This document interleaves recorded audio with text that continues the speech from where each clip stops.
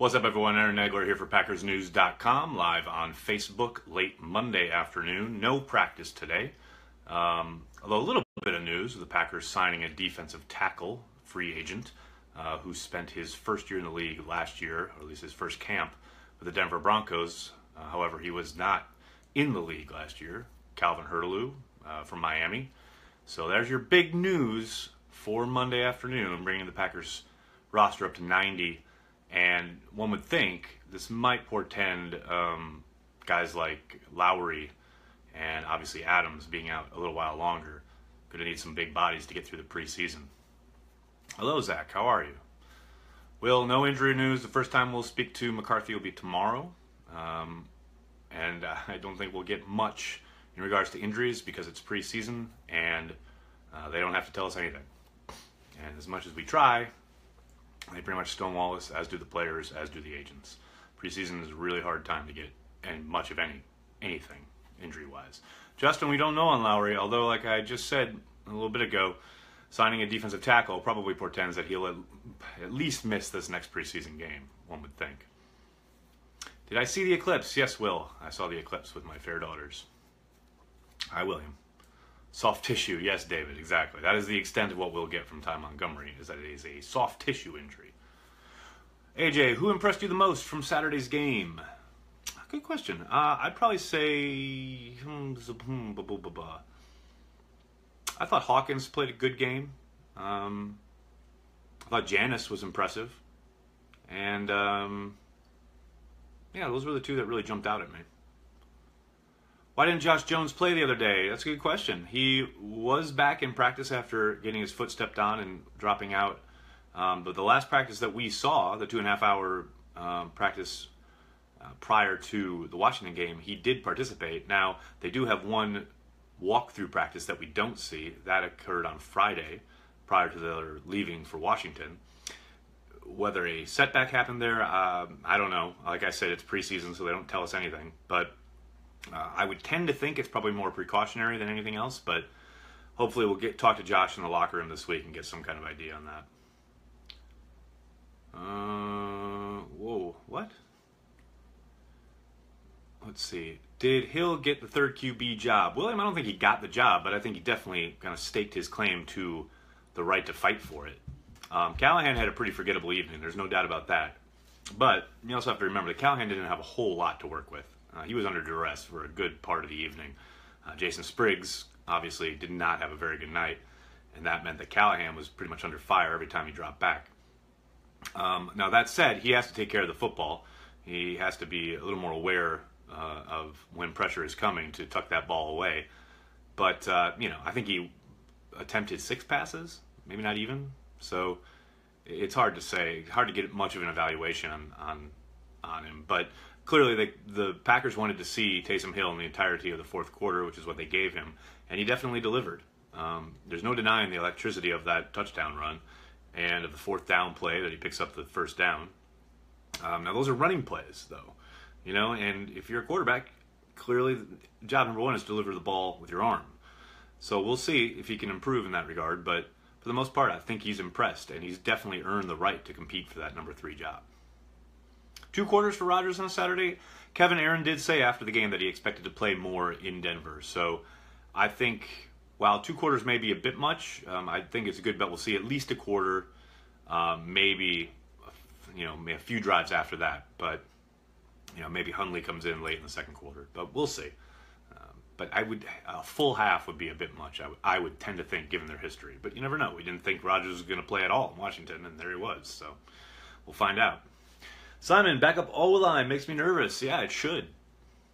No other way to put it. They haven't looked very good. Don, you think we have a chance? You think we have a chance to beat the Broncos? You mean in the preseason game? It doesn't really matter. Thompson looked tired at his press conference. Yeah, we're all kind of tired. Taysom Hill to running back. Easy, Eduardo. Mangold for backup? No, man. Alex, go watch Mangold's tape. That kid is done. Rookie punter, has he lost his job? No, not yet, Mark. He just needs to be a little bit more consistent. I know he didn't punt great the other night, but he has, for overall, he's had a good camp. He had a bad, I wouldn't even say he had a bad game on Saturday night. A fair to middling game, I guess I would describe it as. But I don't think he's lost the job. If he had, I would tend to think we would have seen something on the transaction wire this afternoon stating they were bringing in a punter for competition. But you do never know. I mean, last year they brought in Shum right at the last hour, and he had the job for the year. So you never know. You're always kind of, trying to compete and trying to produce to win your job. So while I don't think he's out of a job, he's definitely got to be more consistent. There's no doubt there. Do you think Hawkins can move up on the depth chart? Well, I think he made a bit of a case for himself the other night. It'll be interesting to see how much more playing time he gets in Denver due to injuries. If House continues to be out and Randall continues to be out, then you got to think you're going to see a lot more Hawkins from scrimmage. So, this time that those guys are missing opens the doors for some of those young guys. I'd also like to see maybe Lindsey Pipkins get a little bit more time. Maybe not with the ones, but with the twos, because we haven't really seen him until like the third or fourth quarter of the last two games. And I think he's played well enough to maybe earn a little bit more playing time. Is the running back position as scary as it seems? No, I don't think so. I know it's funny. It's interesting to me how much people freak out about the running game and the running backs, etc. It's the Green Bay Packers and Aaron Rodgers. The whole thing is predicated around Aaron and the passing game and his ability at the line of scrimmage and McCarthy's game planning Monday through Saturday. The running game is such an afterthought in Green Bay. All you need is serviceable guys who can take the rock, not fumble, and pick up blitzes and pass protection. That is essentially what you need at the running back spot in Green Bay. And they have Ty Montgomery, who's the ultimate kind of X-factor weapon we saw last year, who changes everything as far as how defenses play the Packers offense. Now you add the two new tight ends into the mix. I think you saw a little bit of that in that opening drive from Rodgers. The running back spot, they look fine. Are they Barry Sanders? Are they Emmitt Smith in his prime? Are they a dynamic, even 1-2 punch? No, but they're never. They don't need that. Heck, when they won the Super Bowl, Brandon Jackson was their lead back. And Brandon Jackson was a great pass protector, but he was no amazing prospect running the football. Jamal Williams will be fine. He needs a little bit more patience. He needs a few more reps, but this idea that they're in trouble at the running back spot, I don't see it. What about the pass rush? Now there, Gabe, there's a problem. Now that's a legit concern. You saw most of their guys unable to make much of anything as far as headway against the Redskins, against what they were doing. When they brought blitzes, they couldn't get home. The Redskins did a great job of blocking it up. And, I think the pass rush is a legitimate concern. Because even Reggie Gilbert, who I think had the lone sack in the night, that came against a fourth stringer, late in the fourth quarter against a quarterback who held the ball for like an hour. As far as guys beating their initial man, didn't see a whole lot of it. And we haven't seen a whole lot of it during camp. So I think that is definitely a legit concern. Let's see. Oh, we got people arguing in the comments. I like it. Mike, no injury updates. It's preseason, so A, they won't give them to us, and B, we didn't talk to McCarthy today, so maybe we get something more tomorrow, but I highly doubt it. Amazed by Jahari, true vet, still playing well at his age. Yeah, Cody, I thought he played very well. I think he improved from the Eagles game to this game, the Washington game. And I think he's really stepped in and solidified that right guard spot where right up until the day before the draft, you were like, gosh, they've got to draft somebody there. And he's really filled that hole really nicely. Think Janis could get to the QB? Heck, they might as well try it. How about Callahan on the 53? I don't see that. I know they lost him last year, but I don't see if it's Callahan or Hill. I think either one of those guys, if they're back, it'll be on the practice squad. Where am I today? Tim, I am in New York. I'm in my apartment in the luxurious Nagler abode. Is there anything left in free agency or trade to help our pass rush? Not much. I think Elvis Dumervil was like the really kind of last-ditch effort. Maybe Dwight Freeney, but he hasn't traditionally been at his best in the 3-4. But you never know. But it's Ted Thompson. Let's be serious. That's not going to happen. Let's see. As at one time... Is this make or break for Matthews and Cobb? I don't think so. I think maybe more so for Cobb, just because if they want to keep Devontae Adams, it's really hard to see them paying $10 million plus for 3 wide receivers. So maybe Cobb is asked to restructure at the end of the year. But man, I say it every time I do one of these, every time I'm on Twitter. Watch the games. Watch what Cobb gives them. Watch what Cobb does. Even in this last game on Saturday night, he takes this, an out and produces 5 yards, taking 2 big, hellacious hits. Just pops up, gets back into the huddle. Man, no one else in this team does that. Jordy runs out of bounds. Devontae Adams has great yards after catch, but he's not a guy working over the middle. Cobb takes these ridiculous hits and just bounces back and fights for yardage, does a great job getting yards after contact, and people want to run him out of town. I don't get it. Can't let Adams go. Well, if he's dead set on hitting the market, it's going to be hard to, stop him from doing so. Just because the Packers have so many other concerns, chief among them paying Aaron Rodgers. That's obviously got to be number one. Now, I haven't heard anything about them. Last I checked, they hadn't approached Adams or his representatives about extending his contract. Maybe something happens right at the dawn of the first week of the season. But if it hasn't happened by then, you got to think they'll probably let the season play out. And if Adams has a year much like he had last year, it's going to be really tough to keep him around. Elliott is definitely going to impact the Packers' special teams once again, and hopefully help out their pass rushing. Yeah, I think he's a special teams stalwart, which was probably one of the reasons they brought him back. Now, they did say they wanted to give him more opportunities to rush the passer, but so far in camp, we haven't really seen much out of him when it comes to rushing the passer. Now, maybe he just needs more opportunities. He didn't get a whole lot his first kind of go-around in Green Bay. They did bring him back with the promise of giving him more. So if that happens, he's got to produce, because they are pretty threadbare when it comes to outside linebacker and pass rush from the position. Coke or Pepsi, beer is not an option. Beer is always an option, Alex, but in the spirit of the question now, it's always Coke. Come on. Pepsi's disgusting.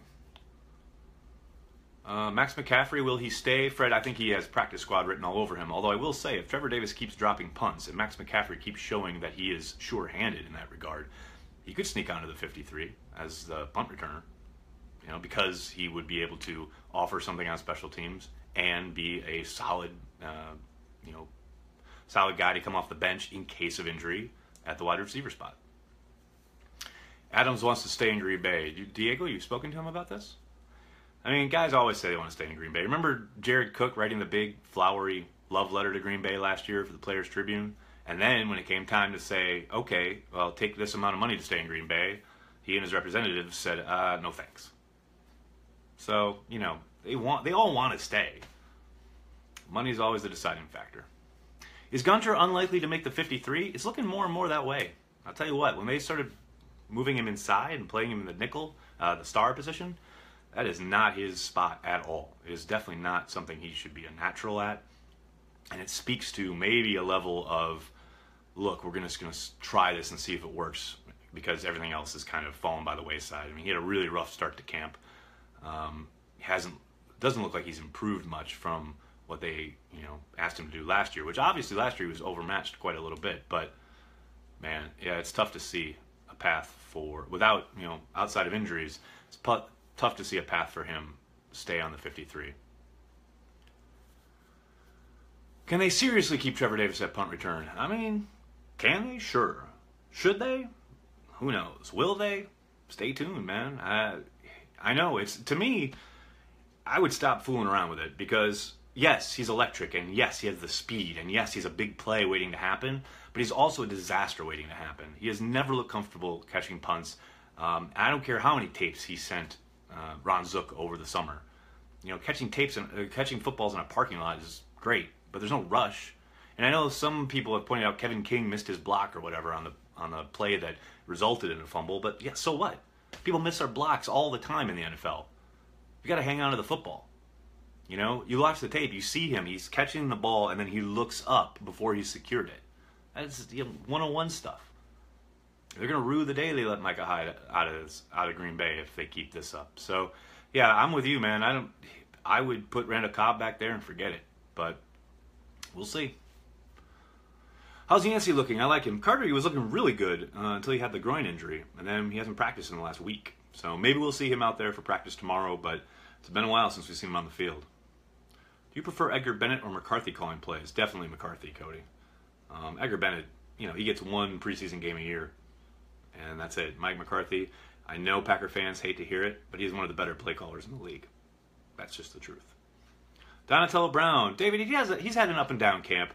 I don't see a guy on the 53 there. I see maybe a practice squad possibility, but I just don't think he's quite up to snuff when it comes to the NFL level.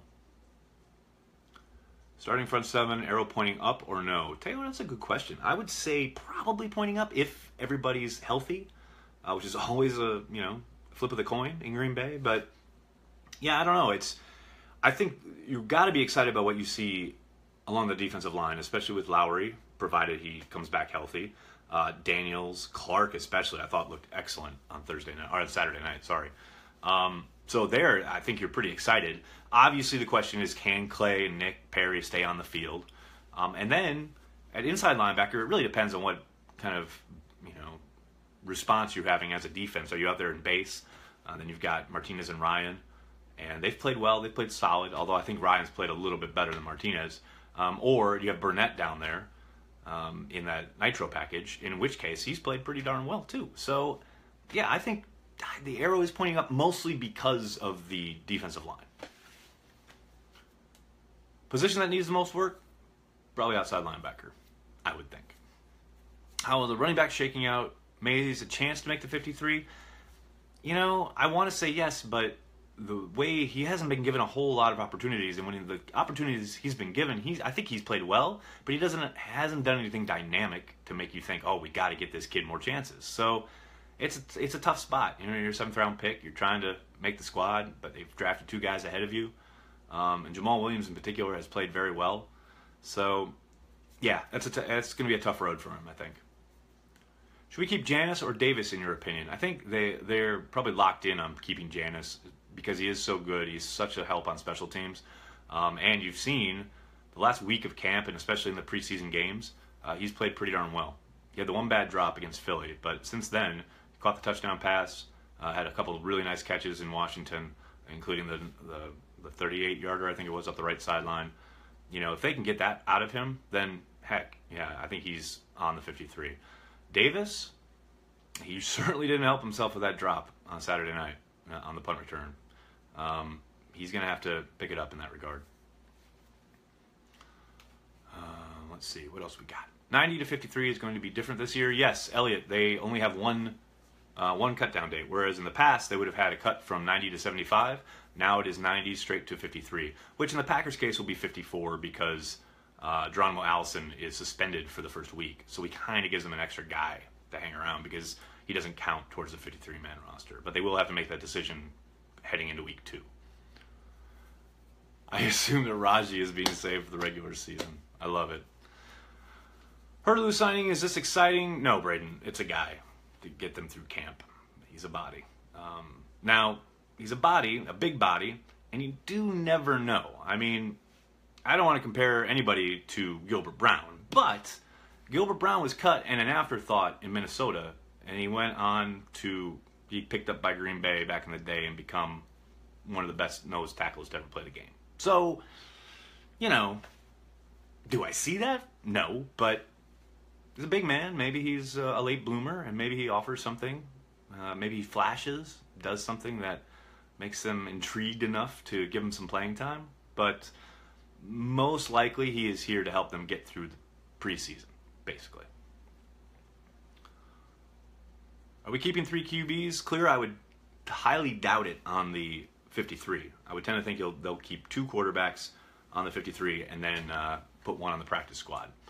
I mean, there's just too many other kind of questions numbers-wise out there, whether it's offensive line, the wide receiver, even defensive back. There's just too many places where they're going to probably need, even fullback maybe, where they need an extra guy. So I just don't see 3 quarterbacks on the 53. Did we have a chance to get Watt? Yeah, Christopher, they could have drafted him instead of trading down and then drafting Kevin King. Jordy play a series next week? Yeah, I think so. I mean, he played in Washington. Rodgers tried to hit him on that bomb, and he caught, was it 1 or 2 passes? So we saw it. I think we'll see him again in Denver. Will they take Hill over Callahan? That's the question of the day. I think a big part of that is going to come down to how they play in these last 2 preseason games. And Callahan is definitely going to need, I think, a bit more of a chance because he didn't really have a very good one the other night. All right, everybody, my phone is dying, and I have some other work to do, so I'm going to jump. But I'm sorry if I didn't get to your question. I will be back on tomorrow afternoon, so make sure you're turning on notifications on your Facebook so you know when I'm live. In the meantime, check out PackersNews.com for all the latest, and I'll talk to you tomorrow. Thanks a lot, everyone.